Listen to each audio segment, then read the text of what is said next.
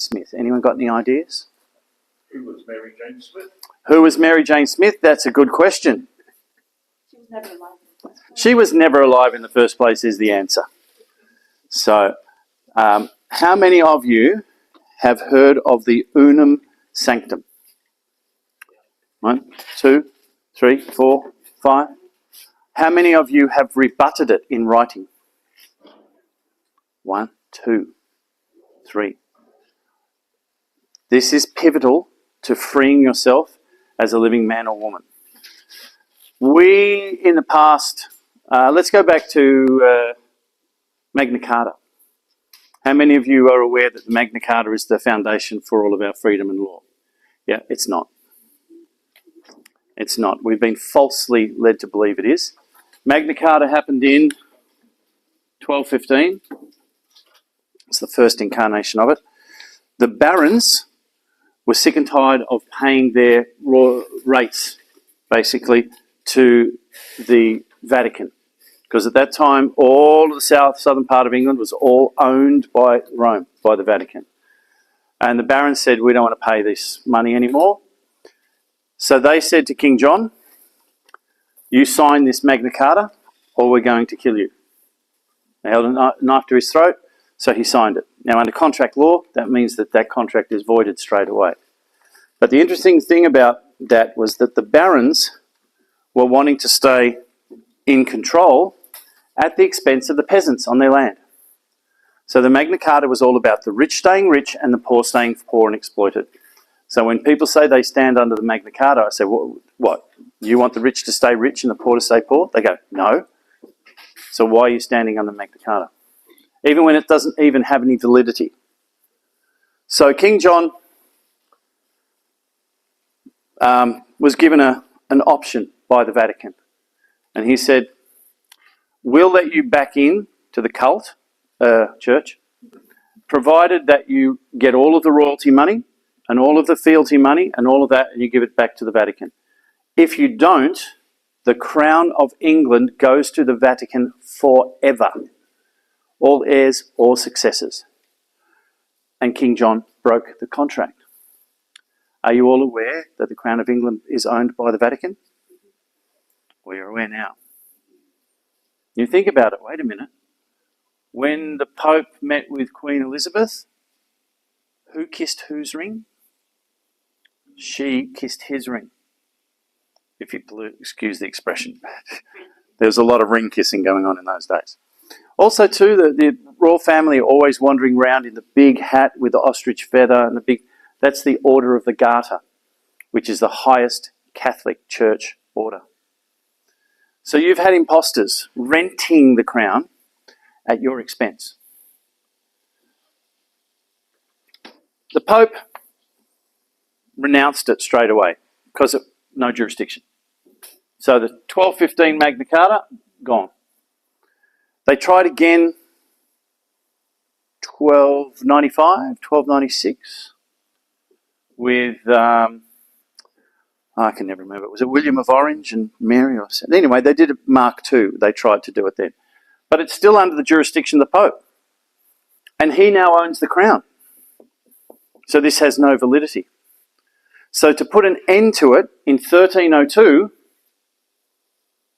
Pope Boniface created a papal bull which said the Pope claims all souls on the planet for the church. Okay, everything was under their jurisdiction. They claimed all souls. Now, under their rules and unawareness, if you don't rebut that, you have conceded to it under what's called tacit acquiescence. So, those of you who have not rebutted the Unum Sanctum, and I'll write it for those of you who want to know. UNAM Sanctum. The Unum Sanctum. Those of you who have not rebutted it, your soul is owned by the Catholic Church. This is why we have to get out of that system by rebutting it. Now, in their system, at that time, we have Two things going on. What language do the people speak? English. Even if it's Old English, let's just say English. What language do the people write? Because they didn't know how to write. There was only the spoken language. And that spoken language would be like, he stole my chicken. No, I didn't. Right, well, we're just going to have a village meeting and you can put your case forward and I'll put my case forward and the people would decide. And that was called common law. Because it arose on the commons. It was the law of the commons. That's how it got its name, common law. What language do they speak over here in the Vatican? Latin. And it's all written. This is spoken. This is written. This is the difference between our law of the people today and the legislation of the courts, etc. This only applies to fictions, because what they did here was they copied all the rules of the people and wrote them down. And took the Crimes Act. They used to be torts and wrongdoings, and they turned them into crimes. And here's where they got really clever. Because remember, these people can't read it. They don't know what's going on. And they trust the church. So what they did was they translated all of this over into Latin and now English, but they left out two significant things. They left out personage and barratry. Personage is when you take a living man or a living woman and you convert them into a fiction. And barratry is when you do that in a court. So all of their legislation left out these two things, and everything applies to who? If you read their legislation, everything applies to who? The person. The person. So how do they trick us into agreeing that we're the person and not the living man or the living woman? So we need to go back so you understand how they perpetrate this. All right. This is a womb. I know it's very abstract, but you can get that. That's a womb.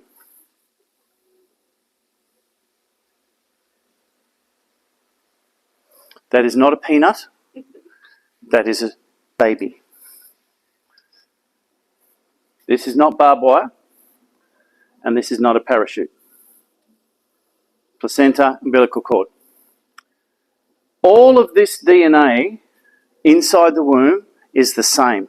It's the same product. Where does that DNA come from? The grandmother and the father. Okay? Who's created it? Who's created the baby? They've provided the raw materials, but who built the house? The mother. So the mother is technically the owner of this product, and she's created it with the input from the father and the grandmother. During this time, the baby derives everything it needs through the placenta.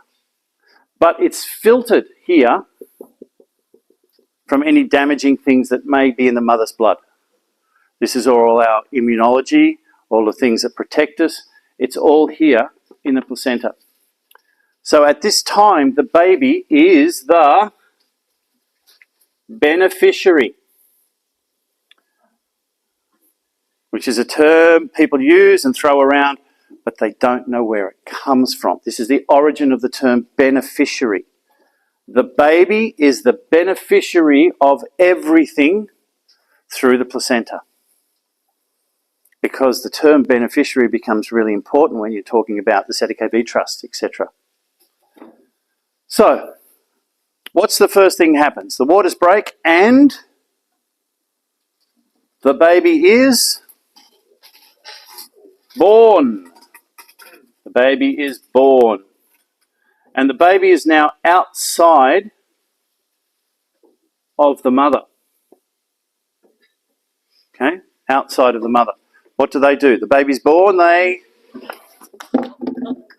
cut the cord. Okay? They cut the cord. That is called severance. Why is it called severance? Because you had one product and now you've cut it into two. So you've severed the bond between these two, and that creates trusts. In corporate law, you've got a trust here and you've got a trust in here.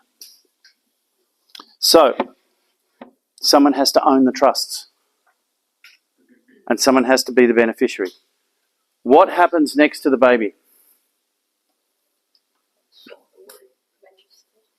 Nope. Nope. Nope. Okay, you're all jumping ahead, which is great. It's already come out, the birth. Interesting. Why do we call it a birth canal? Birth. They've taken the baby, they've cut the cord, they put it into mum's hands, and she goes, oh, this is my beautiful little baby.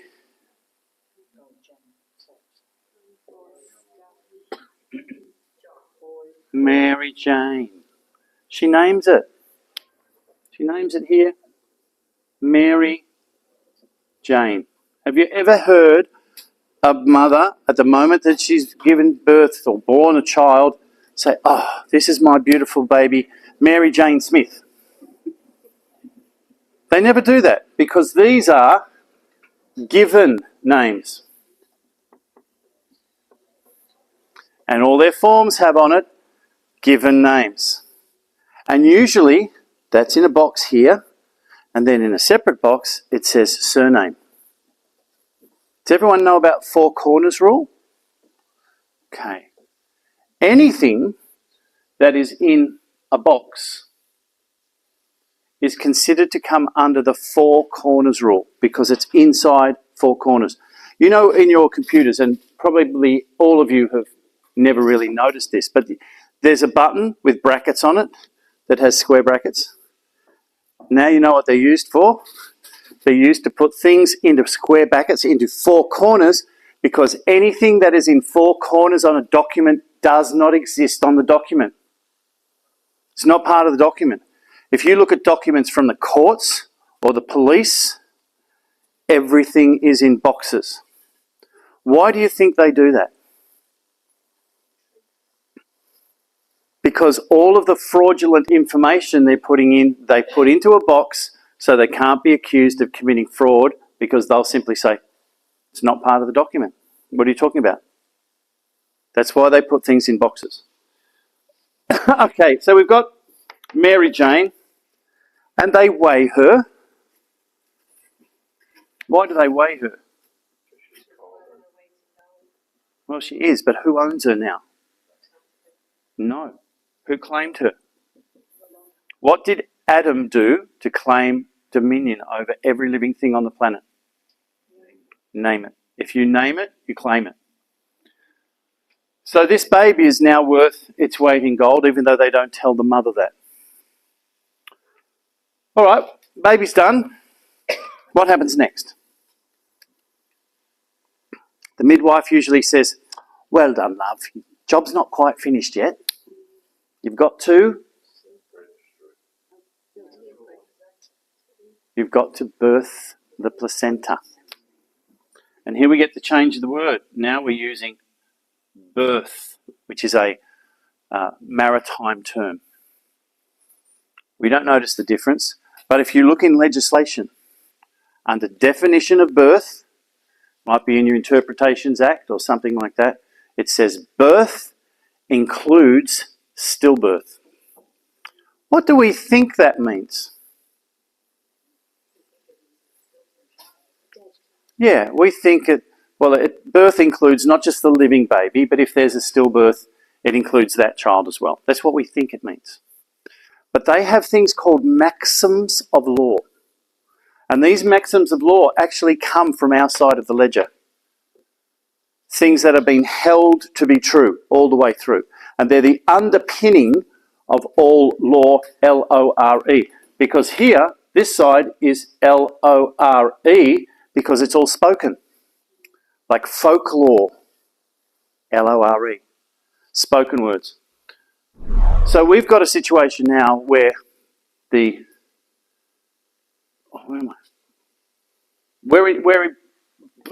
is birth. Birth is a misnomer. It's a word that they use that sounds similar to bring us in, because birth actually means B-E-R-Th. Birth. When you put a ship into dock through the birth canal. Why do they not talk about the birth canal really for the baby? Because the baby's born and it's been covered. So, when the baby gets its umbilical cord cut, the baby goes into stress. None of the things that it needs can get to it. A baby will lose 1/3 of its blood and lose weight and become vulnerable through this simple act of cutting the cord. This is why we advocate for lotus births, where the placenta is born connected and it dries up over to 5 months. And if you're interested in all of that, we've got a great book called In the Womb of the Goddess, which talks about that. And it also means you can rebirth yourself through the process, because most of you will have gone through a trauma at that point in your life. The other thing that happens is if you leave it attached, the placenta seals off all the blood vessels and naturally just drops off. But this way, all the blood vessels are still open, so when they try to birth the placenta, the woman's going to keep bleeding. Heaps and heaps and heaps and heaps. Nature knows what it's doing, doctors don't. So, anyway, we birth the placenta. It's now outside the system. It's now up for grabs.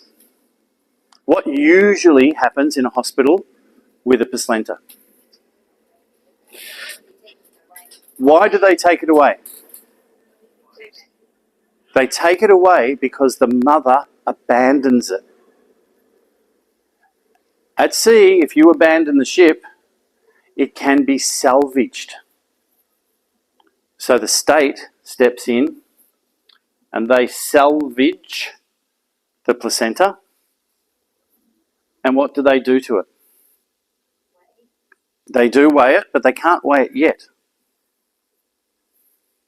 because they don't own it yet. They claim it by naming it. So they name the placenta in capital letters, Mary Jane Smith. And they use the Smith because they steal the surname from the mother.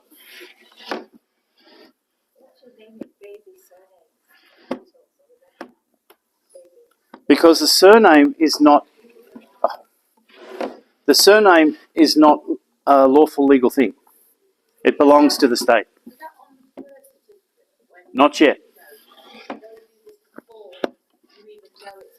Yep. Cool, thank you. They do it without the mother knowing. There's a form. They're recording the birth. They're recording the placenta. They're then weighing the placenta because it's worth its weight in gold.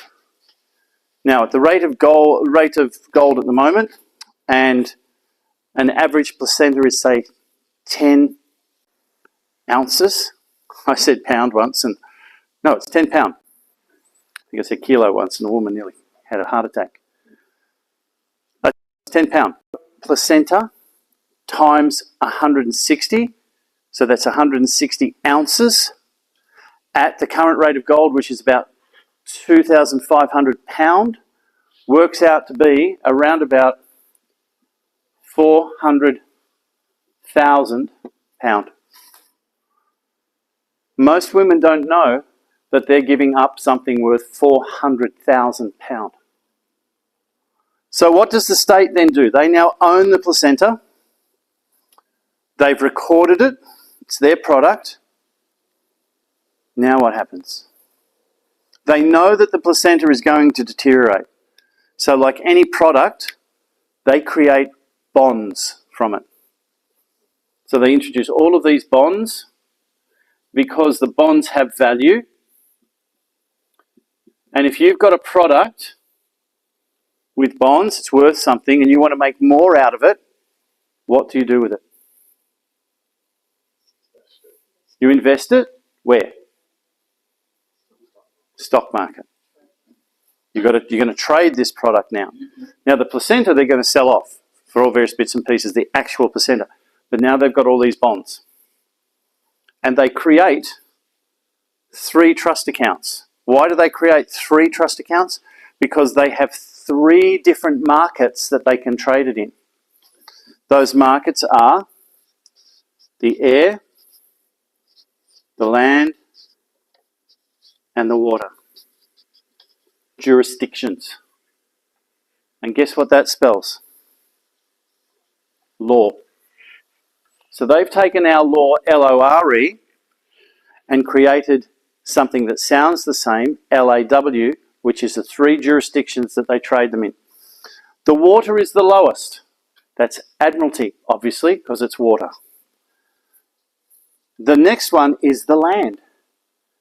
And the land is equity law, which is where the living man, living woman preside. So we've got equity here.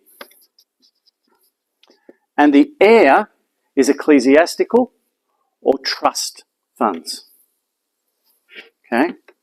So they create 3 trusts.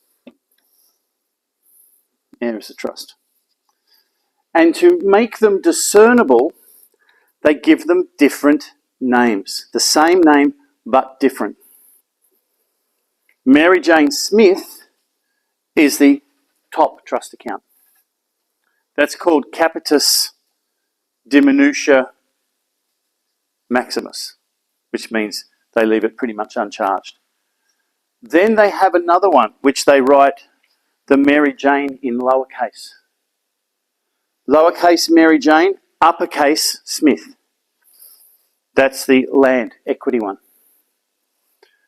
Then they have the one that is all lowercase, Mary Jane Smith.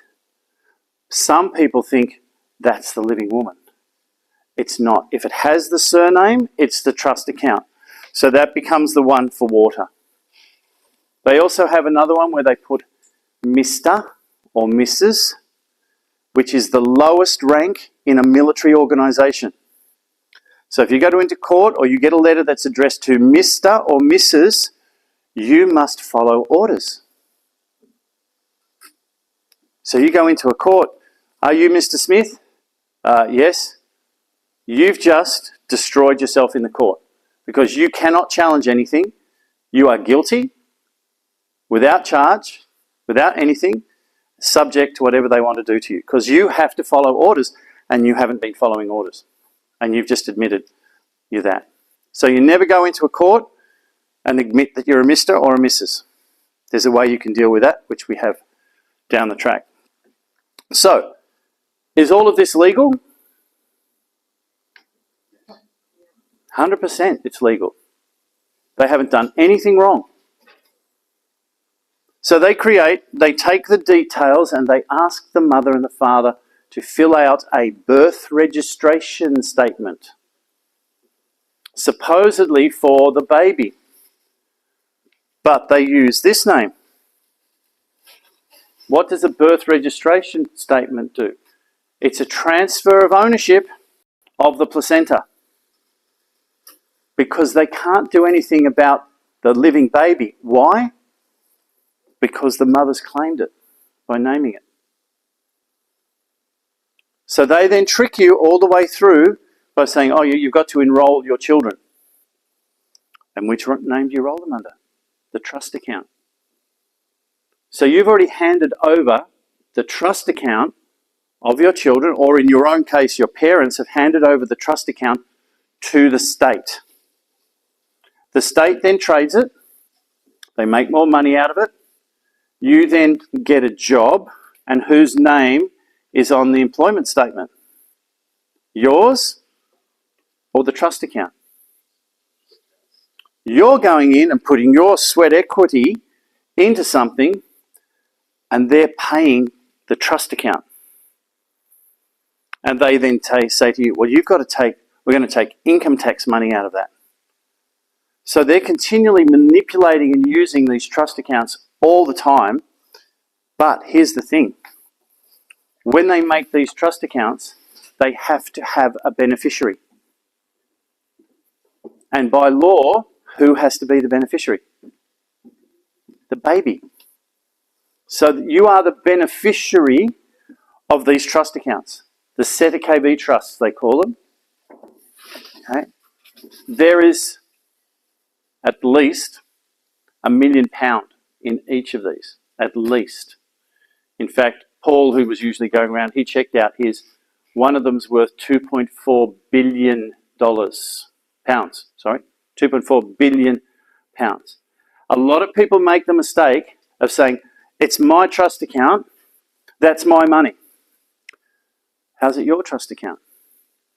That's like grandma winning the lotto and putting $5 million into a will and making you the beneficiary. And you go up and say, oh, Grandma, I want all my money. And Grandma says, I ain't dead yet. You don't get it till I'm dead. So you are the beneficiary. How do you get this money? There's a loophole. And the loophole is the beneficiary.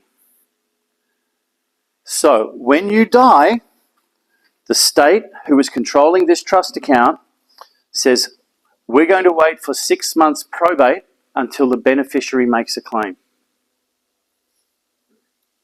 But the beneficiary's died because they don't tell you that you're the beneficiary of this. You then die. They can't find a beneficiary. The beneficiary's deceased. Who does the money go to? The state. Goes to the state. But here's the problem. They've made you the beneficiary. The beneficiary has absolutely no power at all except for one thing. So people get into court and they say, I'm the beneficiary of that trust. What does that tell the judge or the magistrate? You're an idiot. You don't know what you're talking about. The beneficiary has no right to speak on behalf of the trust. It's just the beneficiary.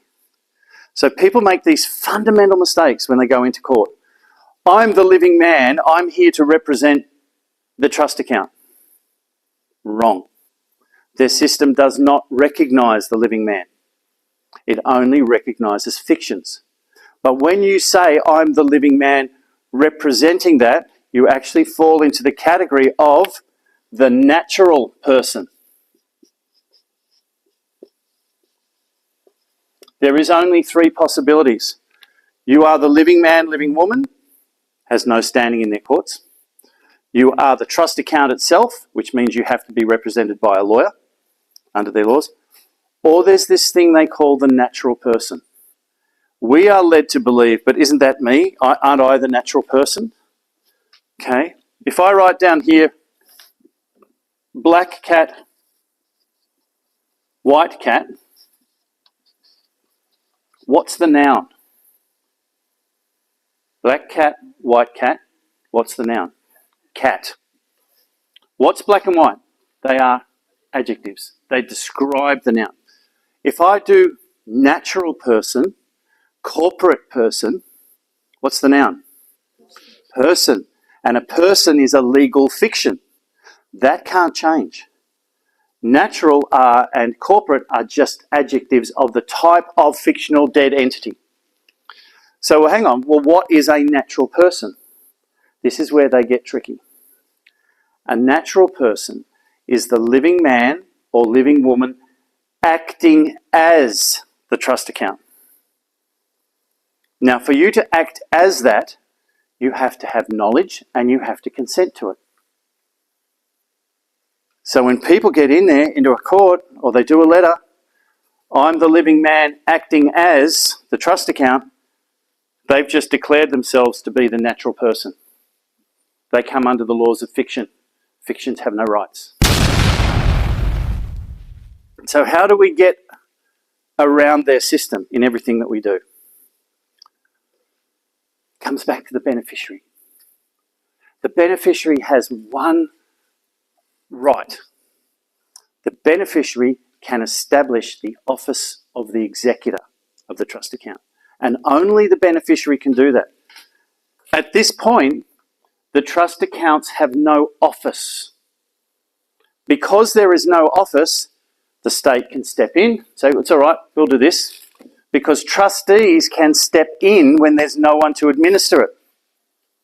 So the trustee comes in, says, yep, we're going to take money out of here, we're going to do this, da-da-da, and they're trading without your knowledge.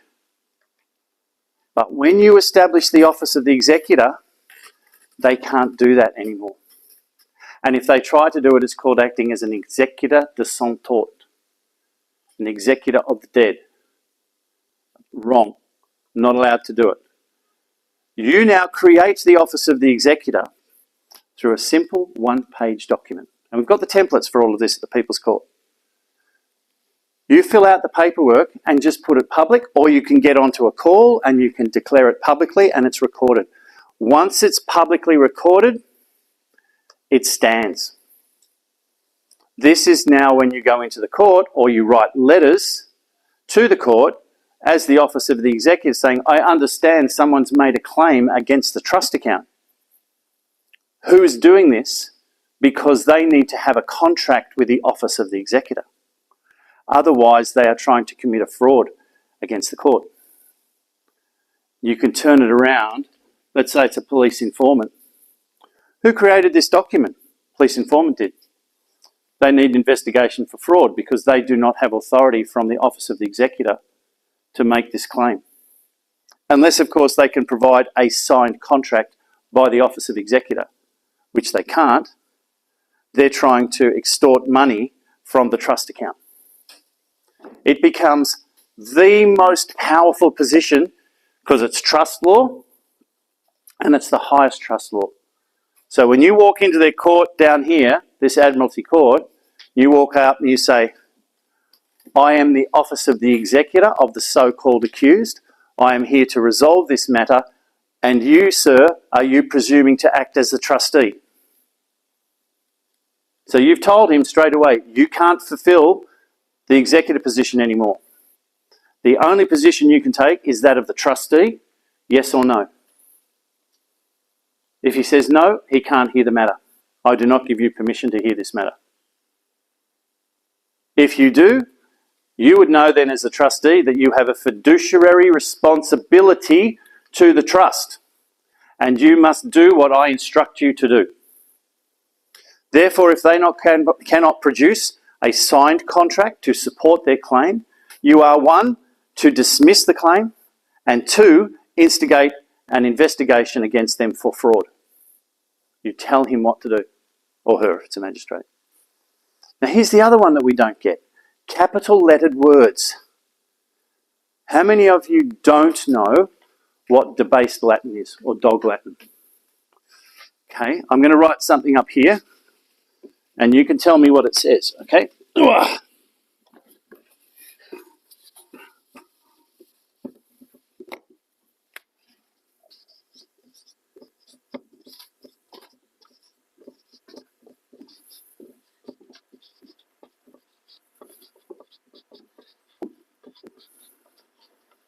Excuse my terrible writing, but I think, who can tell me what that says? Really?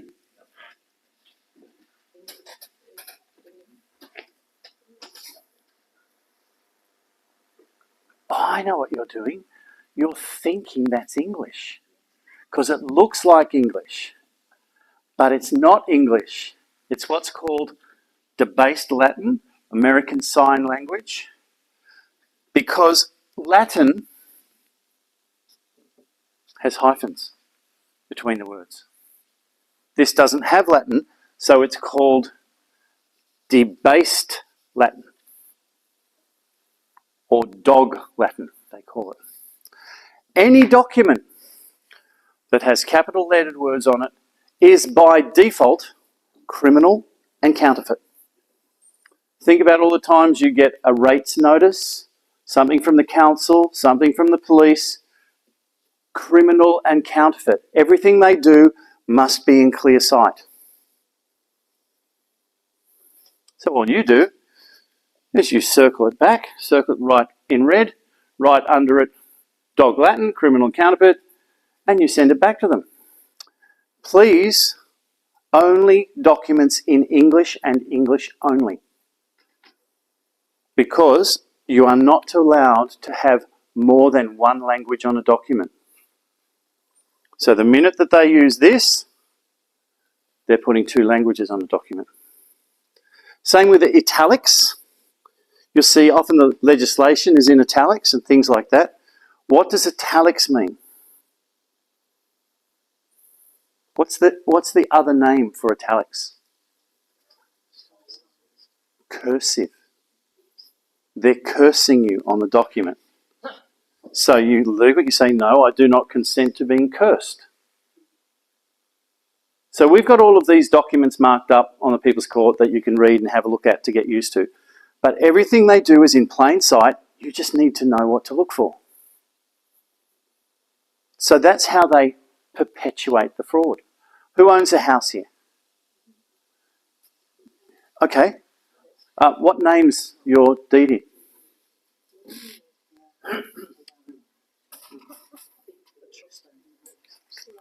The trust owns it. And who owns the trust? The state. So the state can impose any sort of taxes, whatever, because it's nothing to do with you. You're the patsy who is just putting your hard-earned equity into something you don't even own. Same with your car. Who owns a car? No one. The state does, which is why they can issue demerit points and why they can charge you for going 1 mile per hour over the speed limit, for parking in here and that, because they own it. Who's got a driver license? Whose name is the driver license in? It's total exploitation right in front of you, and you don't know it until you challenge it. And so now we've got people from the People's Court who have all the paperwork to help you, saying this is how you respond to these things. This is how you respond to mortgages. You call the bank out on the fraud by asking them for copies of all contracts to do with the mortgages in the name of the living woman, Mary Jane. They've only got two options. They'll either say, we don't have any contracts in the name of Mary Jane, or they'll send you the contracts in the name of Mary Jane Smith. That's when you've got them. Because a bank cannot contract with a living woman or a living man. A living man or living woman can only contract with a living man or living woman. Think about your electricity account. It's a corporation. Who have they contracted with? Your legal fiction, because they can't contract with you. And yet they keep chasing up you with letters addressed to who? To Mary Jane or to the fiction? The fiction. Now, if you start responding to them as Mary Jane, you're acting on behalf of the fiction. So you fall into the trap. But if you respond on behalf of Office of the Executor, you take control. Who gave you permission to contract the trust account? They have to come up with proof that you, the living woman, consented and knew that you were acting as the trust account, which they can't do. How do I know that? Because I haven't paid my electricity and gas bill for coming up to 5 years. I've gone through 6 customer service managers and what they call energy specialists. I've had the debt collectors try to chase after me twice, and then I've issued them with invoices because I served a notice of legal liability. We put the power back in your hands by showing you where the fraud is, knowing what to look, and more importantly, knowing not how to fall into traps that they send you. If there's a surname, it's not you. Doesn't matter how they write it. Surname, not me. When I go into court, they ask me, state your name and your occupation. I say, I don't have a name. I'm reliably informed by the woman to whom I was born that when I was born, I was given the appellation Trevor John. And then I just stand there. I look at the judge. I look at the prosecution. They're not going to challenge that. From that moment on, they cannot refer to me as the defendant. They cannot refer to me as the accused. They cannot refer to me as the trust account. Because I've given my word under oath. When they say, well, what's your occupation? I said, I'm a living man. I don't have an occupation. They're bound to that unless they can prove to the contrary. So we've created an affidavit for you which basically gives you all the things that you need to separate yourself from the system. Why an affidavit? In their system, which is commerce and trade, the most powerful document is the unrebutted affidavit. So you make all of these statements, which are true statements, you sever yourself from the trust account, you do all of that, and you give them 28 days to challenge it. In Australia, Terra Australis, over 80,000 of these have been served. Not one single affidavit has been challenged. Because when you read it, you'll see this is unchallengeable. It becomes the contract between you and the parties in that affidavit. So if you want to include your bank, include your bank. If you want to include the fish cup, anyone that can potentially try to exploit you through the fiction name, you put it in your affidavit, you send them a copy. Down the track, you can draw on that because it's got no legal status. That's what they'll tell you. This affidavit's got no legal status. Not yet, it hasn't. Because a document doesn't have legal status until it's adduced into evidence in a case. This is where another lot of people make mistake. They get all this documentation, they send it to the court. I've given the court all these documents, and they just completely ignore them. So did you read them into evidence? What do you mean? Well, if you don't read the document into evidence, it's not in the case.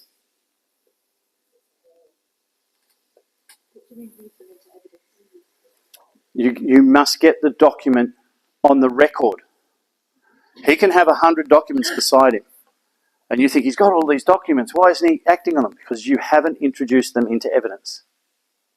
You must get in the witness box and introduce them, or you must get them read out and agreed to as read on the record. This is where a lot of people fall down when they get into courts. They don't understand the process. If you get into the witness box, aren't you John doing them? No? Put you in the box, you're not No. You bring the Office of the Executor, brings them in as a witness, third-party witness. When do you think your testimony becomes evidence? When you get in the witness box? When it comes out of your mouth? When does it become evidence? When it's in the transcript. Their whole system is in paperwork. So you want to get the paperwork in. Okay? You can bring yourself in as a witness. The living man can be brought in as a witness. This is why most magistrates' courts will not allow anyone to testify. But you have to set it up with the paperwork beforehand. And you do that through the Office of the Executor.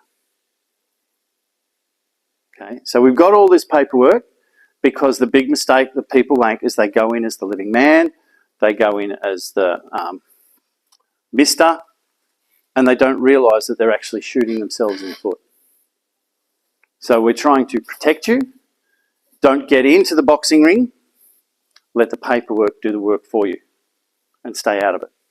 Because the other advantage is the Office of the Executor document that you send says if anyone breaches the trust, they're up for remedy of £1 million, or if it's a corporation, £10 million.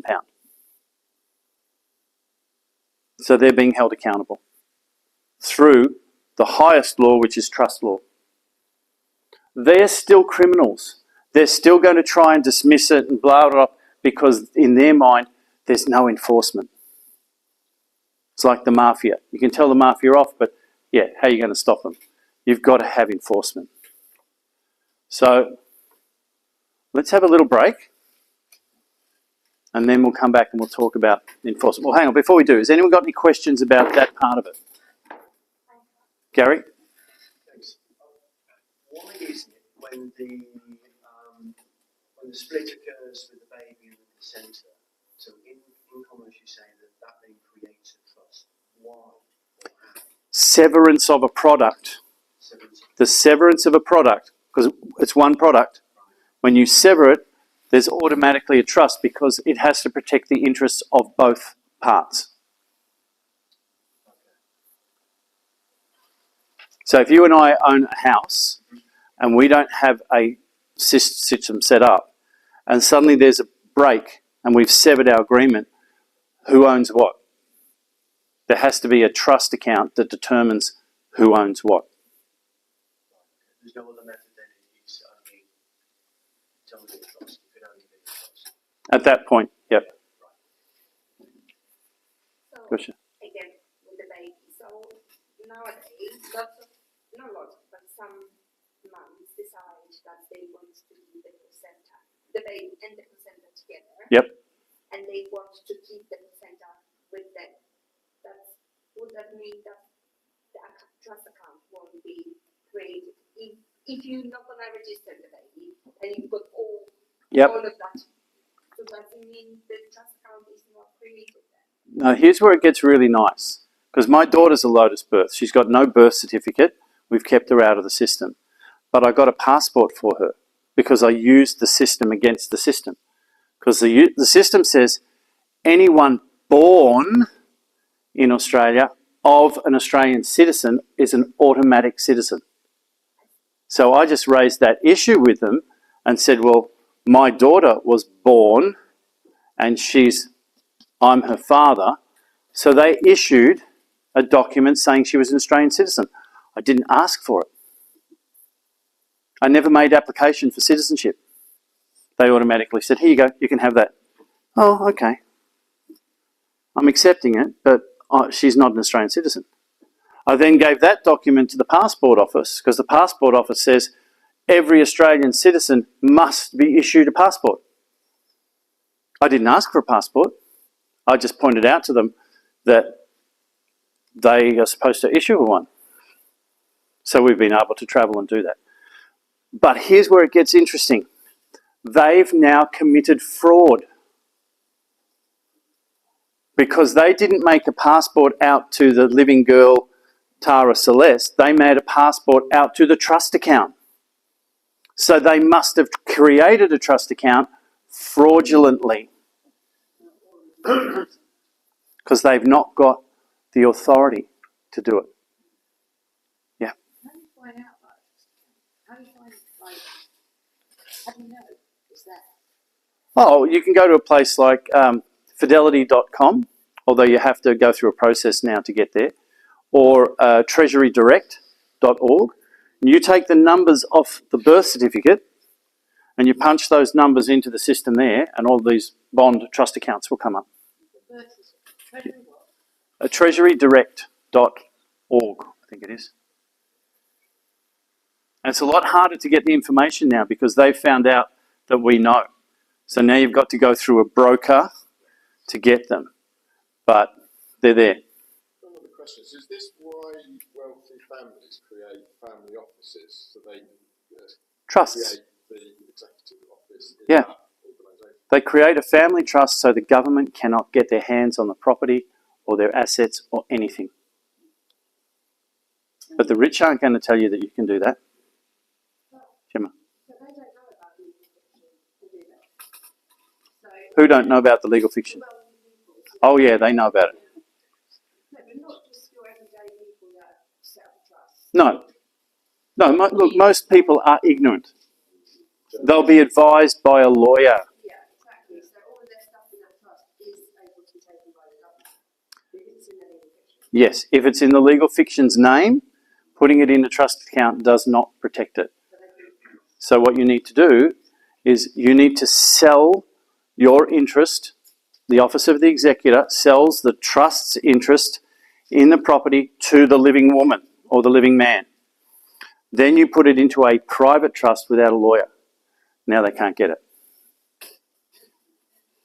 The processes are actually, once you get them, pretty straightforward.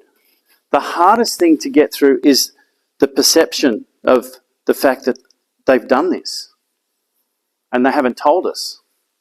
And that we have the right to actually claim our rights. Stand in your rights all the time. That's what your affidavit says. Don't fall into giving away your rights for privileges.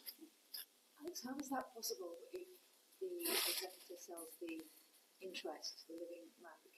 Because a living man or woman can only interact with another living man or woman. So you've got a copy. No. Can only contract. But you can sell a product to whoever you want. The office of the executor, who has the authority over the trust account, can sell the property to whoever they want. You don't need a contract for that. It's a simple bill of exchange. There's no terms or conditions. It's like, this is what I want, this is the price, bang.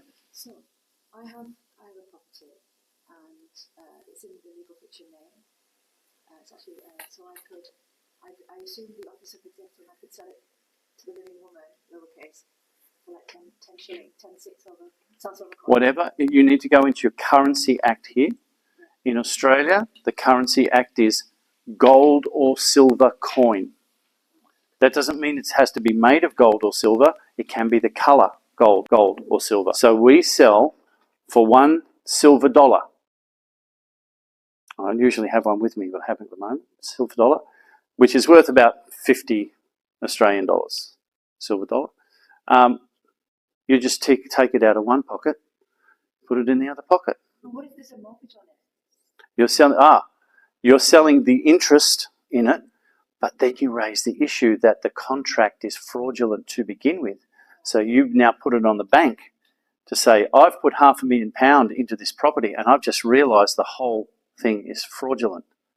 So you're either going to repay me the money and give me the property, or I'm going to sue you and you're going to have to pay me 4 times what I've put into it, and I'll still get the property. And it'll go public, and everyone's going to do the same thing. They settle out of court really fast. Are there instances of that in Australia? Yes. What about the UK? Are there instances of I'm not sure if there is or not. There probably is, but of course you're never going to find these on the court record, because the court is no way going to know to put this on the record. There'll be private things with non-disclosure agreements to do it. But what have you got to lose? Get the bank involved. I did one for a guy in Australia. Everybody was losing their properties within 6 months that they started to not pay the mortgages. And I took on this guy's, and 4.5 years later, we exposed every fraud in their system, in the courts. We transferred the matter to the People's Court. The People's Court heard it, dismissed the claim, and have issued contempt orders against those involved, as well as other criminal matters. The bank is still trying to push forward on this and trying to sell the property. In fact, sold it the other day. And they're trading while insolvent. They've been issued documents saying they're insolvent. They should not be acting. They're criminals. They keep doing it thinking they're going to get away with it. And after the break, I'm going to tell you what's happening that's going to change the game. How come you ain't dead? How come I ain't dead? Put that up there. What's the power? I've got higher consciousnesses looking out for me. And also, it doesn't serve the purpose to kill me. That just brings attention to what I'm saying is true. And there's enough of it out there that they can't stop the flow of the information. So why kill me when there's 5, 6, 7 other people coming through? Yeah, it's like in Australia there was a place where, down in Phillip Island, they had this massive 5-metre white shark that used to cruise around. And all the fishermen knew it was there. Well, everybody knew it was there, and it just kept taking seals. It wasn't taking people. And this idiot of a guy came along. What was his name? Hislop, something like that. He decided he was going to catch this shark. So we went out and he caught this 5 metre shark. The next season, there were 4 or 5 4 metre sharks coming in to claim the territory. So he made the matter worse. Same things would happen with this. If they take out one person, that person becomes a martyr. Their story gets out much faster, and